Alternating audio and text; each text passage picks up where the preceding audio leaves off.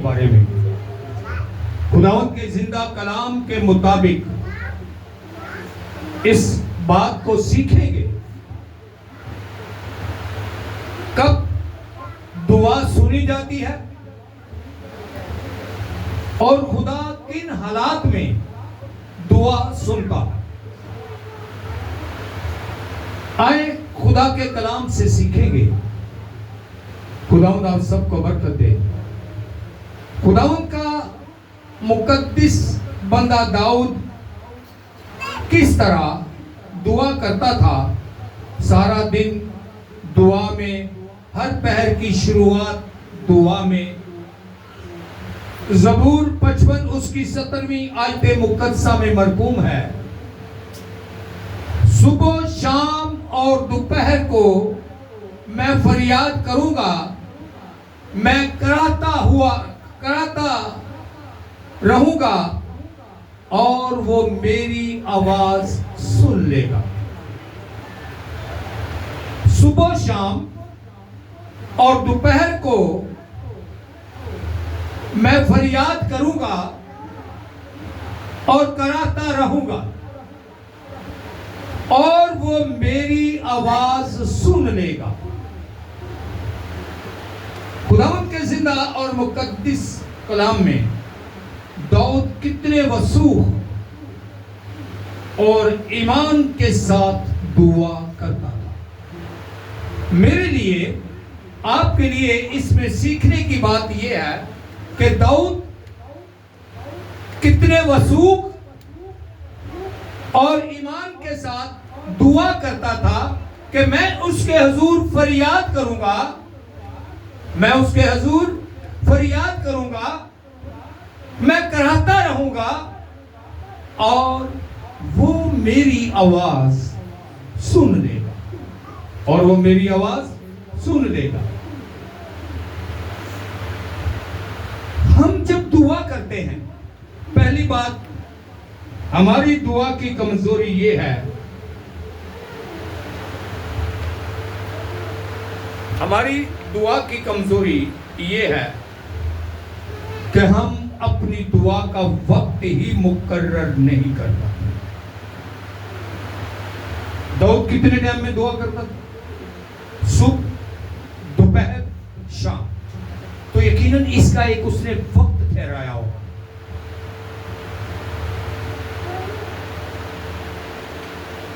कलामे खुदा के मुताबिक दाऊद यकीन करता है कि वो मेरी सुन लेगा। दाऊद इस बात का यकीन करता है कि वो मेरी सुन लेगा। लफ्ज ही तख्त पर बिठाते हैं और लफ्ज ही तख्ते पर चढ़ाते हैं। सो लफ्जों की तरतीब जो है, इसमें बड़ा वजन है। फरियाद करूंगा, कराता रहूंगा और वो मेरी सुन लेगा और वो मेरी आवाज सुन लेगा। दाऊद ईमान रखता है कि वो मेरी आवाज सुन लेगा। हम कहते हैं दुआ ते कीती है। अपने लफ्जों पर गौर करें। दुआ ते कीती है, बाकी खुदा दी मर्जी। हम यकीन के साथ कह नहीं सकते, हम यकीन और ईमान के साथ कह ही नहीं सकते कि मैंने दुआ की है और वो मेरी सुनेगा, उसने मेरी सुन ली है।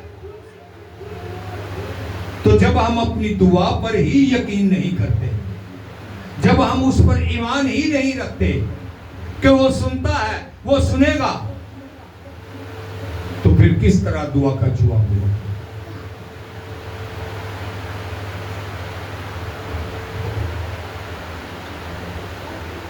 अपने लफ्जों पर गौर करें कि मैंने तो दुआ की है, आगे उसकी मर्जी है।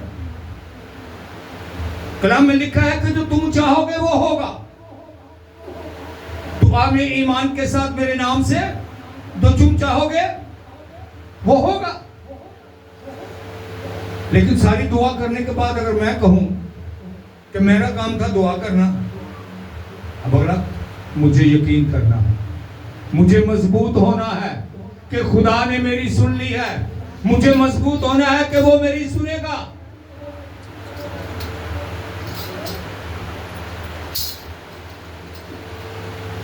हम दुआ करते हैं मजबूरी ना उम्मीदी के साथ। हम दुआ किस तरह करते हैं? मजबूरी ना उम्मीदी के साथ। हमारी दुआ, हमारा ईमान हमारी मजबूरी को, हमारी नाउमीदी को जाहिर करता है। जब दुआ ही मजबूरी और नाउमीदी में हो तो जवाब क्या मिलेगा? इब्रानियों 11 बाब उसकी 6 आयत मुकद्दसा के अंदर मेरे साथ रहिएगा, गौर कीजिएगा इस बात पर।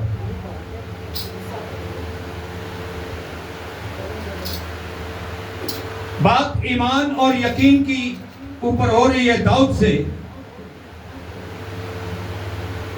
कि वो मेरी सुन लेगा। हम कहते हैं हमने दुआ की, सुने ना सुने उसकी मर्जी। इब्रानियों 11वें बाब की 6 आयत मुकद्दसा के अंदर मरकूम है, और बगैर ईमान के उसको पसंद आना नामुमकिन है। इसलिए खुदा के पास आने वाले को ईमान लाना चाहिए कि वो मौजूद है।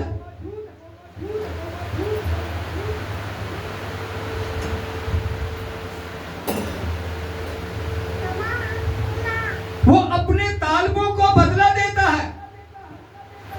जब हम दुआ करें तो दाऊद की तरह किस ईमान के साथ दुआ करनी है कि वो मौजूद है, वो मेरी सुन रहा है, वो मेरी सुन लेगा, वो मेरी सुनता है। जब इस ईमान के साथ दुआ करते हैं तो कलामे खुदा में लिखा है कि वो अपने तालबों को क्या करता है? बदला देता है। वो अपने तालबों को बदला देता है। आज खुदा के जिंदा कलाम से हम इस बात को सीख रहे हैं कि कौन सी दुआ वो सुनता है, कब सुनता है और किन हालात में सुनता है। कलामे खुदा के मुताबिक जब हम ईमान रखेंगे कि वो मौजूद है तो उसका खौफ, उसका रोब, उसकी मोहब्बत हमारे सामने होगी। हम जो कहेंगे ईमान के साथ कहेंगे। जब हमें पता है कि सुनने वाला साथ बैठा हुआ है, सुनने वाला सामने खड़ा है, तो सुनाने वाले का अंदाज कुछ और होता है। और जब सुनाने वाला इस ईमान में होता है कि हवा में बात कर रहा है, कोई सुनने वाला नहीं, जो सुनने वाला है वो आसमानों पर है, तो फिर उस आवाज में, उस अंदाज में फर्क होगा, उस ईमान में फर्क होगा, उन लफ्जों में फर्क होगा। जिस तरह मैंने आपको बताया कि दाऊद कहता है कि वो मेरी आवाज सुन लेगा। हम दुआ करने के बाद कहते हैं कि हमने दुआ कर दी, आगे उसकी मर्जी। लेकिन दाऊद ये नहीं कहता कि उसकी मर्जी, दाऊद कहता है कि सुन लेगा। जब तू राई के दाने जितना ईमान रखे और पहाड़ को कहे कि उखड़ कर समंदर में चला जा, तो वो चला जाए। ईमान के ऊपर मनसर। दानियल की किताब उसके 6 बाब की 10वीं आयत मुकद्दसा में मरकूम है।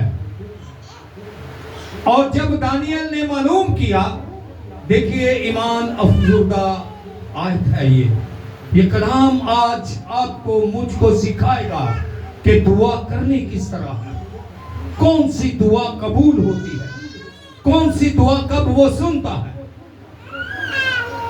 दानियल 6 बाब की 10वीं आयत मुकद्दसा। और जब दानियल ने मालूम किया कि उस नविश्ता पर दस्तखत हो गए हैं जो अपने घर, और वो अपने घर आया और उसकी कोठरी का दरीचा यरूशलेम की तरफ खुलता था।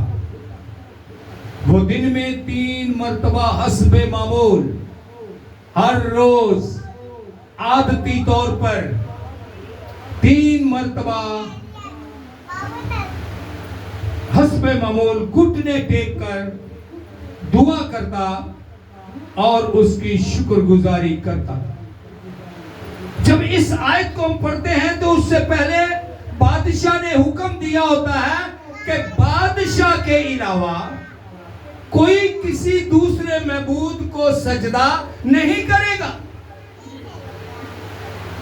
दानियल को इस बात का पता था कि ये मेरी दुआ जो है, क्योंकि सजा भी बताई गई थी कि जो पकड़ा गया उसको भूखे शेरों की गार में डाला जाए। दानियल ये सब कुछ जानता था। दानियल ये सब जानता था कि अगर मैं दुआ करूंगा तो उसकी सजा। एल्डर ने बताया कि दानियल ने दुआ की या नहीं की। दुआ की। अब मेरी, आपकी और दानियल की दुआ में फर्क ये है कि उसने मौत से बचने के लिए दुआ ना छोड़ी। हम रोटी रोजी के लिए दुआ छोड़ देते हैं। उसने मौत से बचने के लिए दुआ ना छोड़ी। हम रोजी रोटी के लिए दुआ छोड़ देते हैं, दुआ बाज करना। दाऊद का हमने पढ़ा सुबह दोपहर शाम, यकीनन वक्त मुकर्रर था। दानियल का हम पढ़ रहे हैं कि वो सुबह दोपहर शाम खुदा के हुजूर क्या करता था? घुटने टेक कर दुआ करता था, यरूशलेम की तरफ रुख करके। हालांकि उसे पता था कि दुआ के बदले उसे शेरों की गार में डाल दिया जाएगा,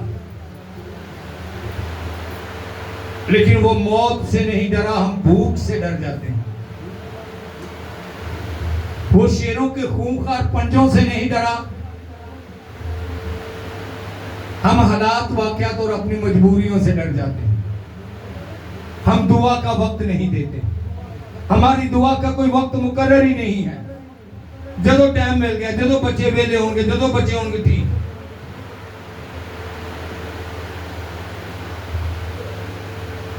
जब हमने किसी अच्छे रिश्तेदार से मिला, जिसके साथ ताल्लुक आपके अच्छे होंगे, तो उसके पास जाना हो तो 2 घंटे पहले से तैयारी करते हैं।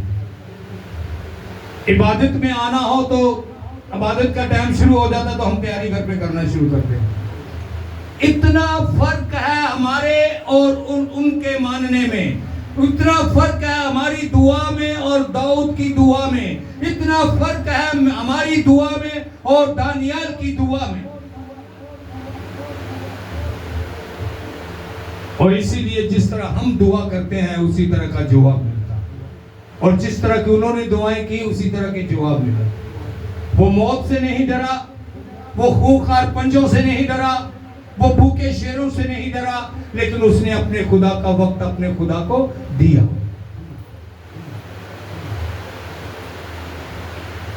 हम बादशाह के डर से नहीं, अपनी जरूरतें, अपनी सहूलतों को मजबूरी बनाकर दुआ छोड़ देते हैं।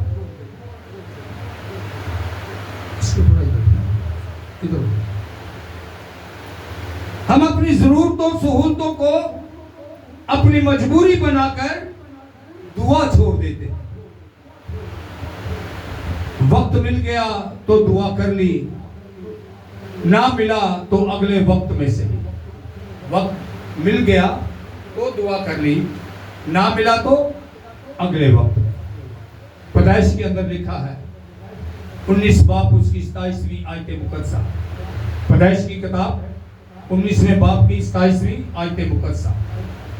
अब्राहम सुबह सवेरे उठकर उस जगह गया जहां वो खुदावंद के हजूर खड़ा हुआ था। इससे हमें सबक मिलता है कि सुबह सवेरे का वक्त सूरज के तलू होने से, सूरज निकलने से पहले की बात है। एक पंजाबी की कहावत है, जेड़े सूरज निकलन तो पहले उठ के दुआ करते हैं वो खुदा तो बरकतां पाते हैं। ठीक पाते ने। और जेड़े सूरज निकलन तो बाद दुआ करते ने, सूरज की तपश उनकी बरकतों को जला देती। और ये बड़ी गौर तलब बात है।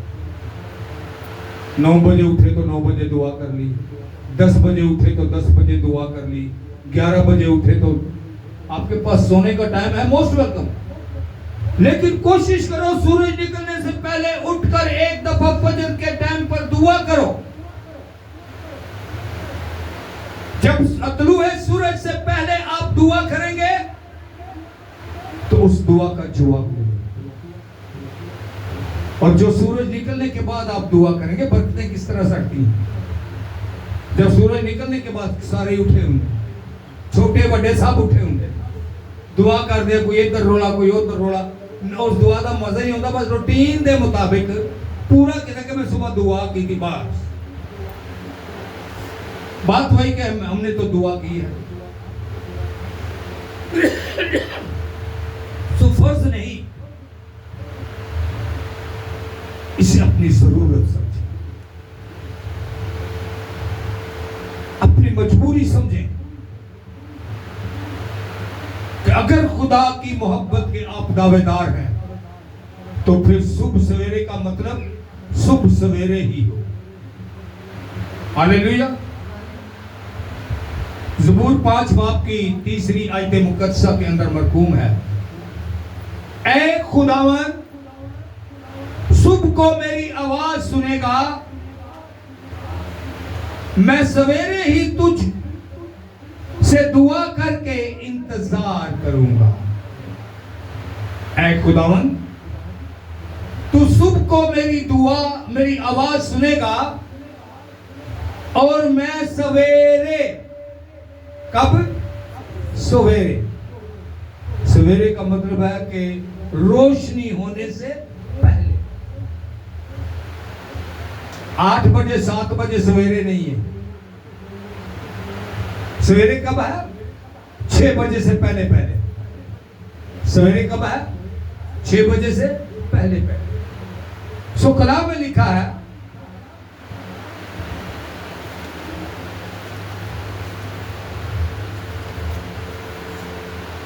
कि मैं सवेरे ही उठकर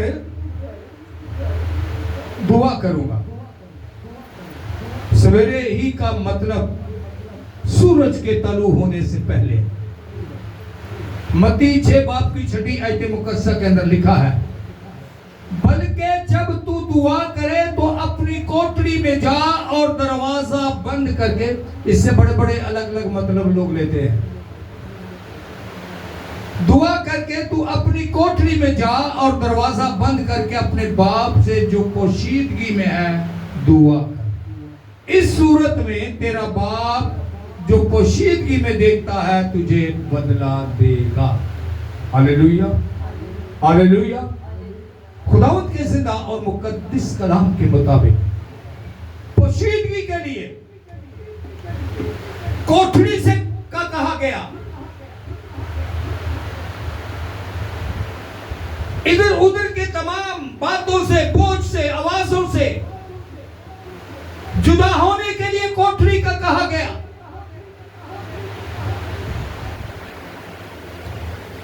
जिस तरह रात के पैरों की दुआ,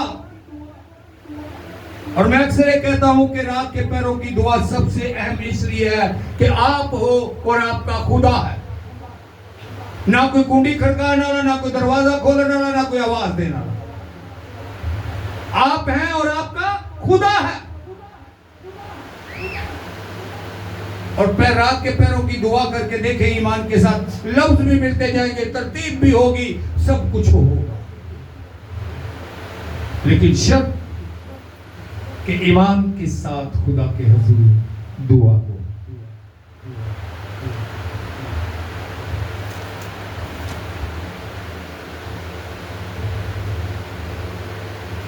खुदाओं के जिंदा और मुकद्दस कलाम मरकिस की अंजील उसके पहले बाब की 35वीं आयत मुकद्दसा में लिखा है, और सुबह ही दिन निकलने से पहले,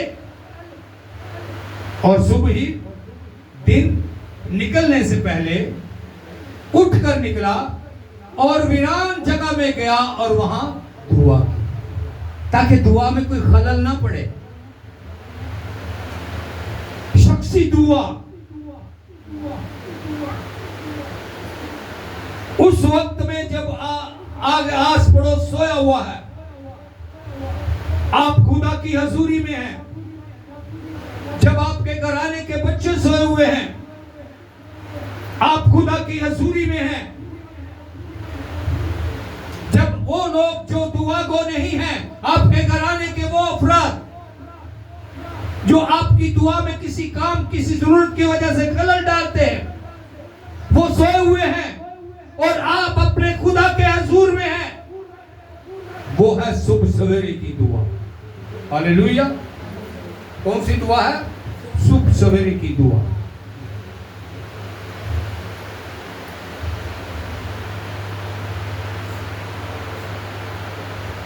कलाम खुदा के मुताबिक दुआ वहां बैठकर करें जहां आप हो और आपका खुदा हो। बाज दफा सी मगरों लाने वास्ते ना दरवाजे के बैठ के दुआ कर लेने कम का उपरा अपने घर में एक जगह मुकर्रर करें कि यहां दुआ करनी। आप उठे अपने पलंग से, उठे अपने सोफे से, उस जगह पर खड़े हों, और जब आप इन बातों की इत्याद करेंगे, इन बातों पर गौर करेंगे, तो खुदा आपकी दुआ का जवाब देगा। Hallelujah, hallelujah. कलाम अक़दस के मुताबिक मतलब ऐसा माहौल बनाएं, फिर दुआ करें। सिर्फ नाम ही से नहीं बल्कि अपने पूरे दिल से उसके तालिब हो। सिर्फ नाम ही से नहीं बल्कि अपने पूरे दिल से उसके तालिब हो। पहला सैमुएल उसकी पहले बाब की 10वीं आयत मुकद्दसा, और वो नहायत दिलगीर थी, सो खुदावन से दुआ करने और जार जार रोने लगी। हन्ना की बात हो रही, वो नहायत दिलगीर थी, वो इस तरह रोई जिस तरह हम अपने किसी हम तकलीफ में हो, दुख में हो, नहीं रोना आएगा। जहां आपको अपना हमदर्द नजर आएगा वहां आपके आंसू निकलना शुरू हो जाएंगे, आपसे बर्दाश्त नहीं होगा। और जब हम इस ईमान के साथ दुआ करेंगे कि मेरा खुदा मेरा हमदर्द है, मेरा खुदा मेरी आवाज सुन लेगा, मेरा खुदा मेरे दुख में मुझे देख रहा है, मेरा खुदा बीमारी में मुझे देख रहा है। जब इस ईमान के साथ दुआ करेंगे, वो हाजिर है, वो सामने है, वो मौजूद है। और इस तरह जब ईमान के साथ दुआ करेंगे तो आपके पास लफ्जों की तरतीब और दुआ का तरीकाकार खुद ब खुद बनता जाए। हालेलुया। पहले सैमुएल के पहले बाब की 19वीं आयत मुकद्दसा के अंदर मरकूम है, और वो सुबह सवेरे उठे और खुदावंद के हुजूर क्या किया? सजदा किया। सवेरे उठ के फिर भांडे नहीं धोने लग पाए, सवेरे उठ के कपड़े नहीं धोने लग पाए, सवेरे उठ के किचन च नहीं बढ़ गए। क्या किया? पहले सुबह सवेरे उठकर खुदावंद के आगे सजदा किया। सो ये है अव्वल दर्जा जो खुदा को हमें देना चाहिए। पहला काम खुदा को सजदा करना। सुबह सवेरे का पहला काम क्या है? खुदा को सजदा करना। यशाया 59वें बाब की पहली और दूसरी आयत मुकद्दसा में मरकूम है, देखो खुदावंद का हाथ छोटा नहीं हो गया कि बचा ना सके और उसका कान बारी नहीं कि सुन ना सके, बल्कि तुम्हारी बदकारी ने वो कीजिएगा। खुदा का कान बहरा नहीं कि आवाज नहीं सुनता, खुदा का हाथ छोटा नहीं कि बचा नहीं सकता। कलाम इस बात की शहादत देता है, बल्कि तुम्हारी बदकारी ने तुम्हारे और तुम्हारे खुदा के दरमियान जुदाई कर दी और तुम्हारे गुनाहों ने उसे तुमसे रिपोश किया, ऐसा कि वो नहीं सुनता। कलाम अक़दस के मुताबिक खुदा ना बहरा है ना बचाने के लिए दूर है, वो सुनता है और बचाता है।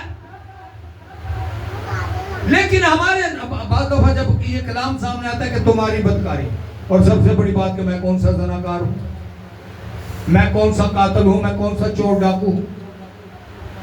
बदकारी वो बात है, बदी जो खुदा की मुखालफत है।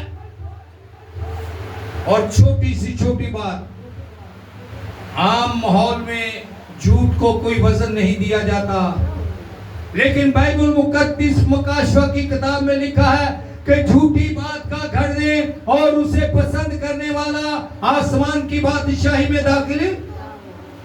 तो अगर मुझ में ये झूठ की बदी पाई जाती है तो खुदा मुझे बचाएगा, खुदा मेरी आवाज सुनेगा। झूठ हमारे माहौल में एक मामूली बात, लेकिन कलाम में लिखा है कि खुदा उसकी नहीं सुनता। Hallelujah, hallelujah. ज़बूर 66 के अंदर 18वीं आयत मुकद्दसा में, ये मैंने जो बात की आपसे उसी बात का जवाब है कि बदी को खाली ज़नाकारी, खाली कत्ल, खाली डाक, ये ना समझे।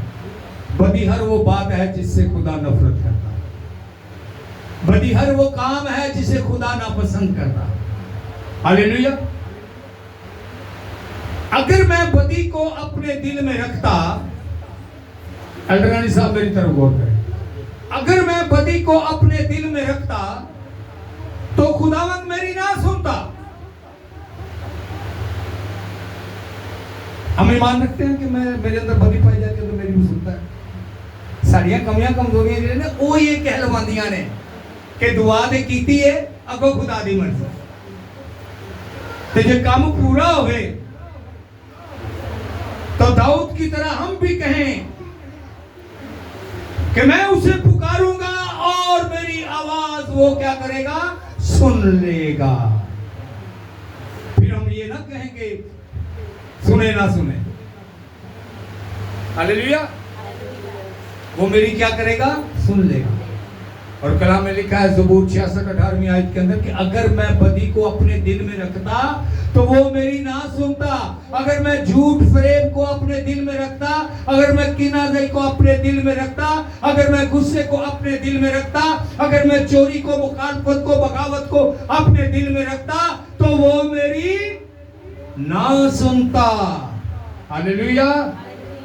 दुआ वो दुआ है जो पाकीज़गी में हो, वक्ती नाम से नहीं, अपने पूरे दिल, अपनी पूरी जान और अपनी पूरी अकल के साथ खुदावंद अपने खुदा की इबादत कर। कलाम तो दुआ के ऊपर बहुत है, लेकिन 2-3 आयात आपको बताऊंगा, घर जाकर जरूर पढ़िएगा। पहला यूहन्ना उसके 5वें बाब की 14वीं आयत मुकद्दसा, ज़बूर 34 उसकी 18वीं आयत मुकद्दसा, मत्ती 5 बाब उसकी 23वीं और 24वीं आयत मुकद्दसा घर जाकर पढ़ लीजिएगा। अगर इन पर बोलेंगे तो 1-आधा घंटा और लगेगा। हालेलुया। जरूर ये कलाम घर जाकर पढ़िएगा ताकि पूरा कलाम आपके सामने हो। खुदावंद आप सबको बरकत दे।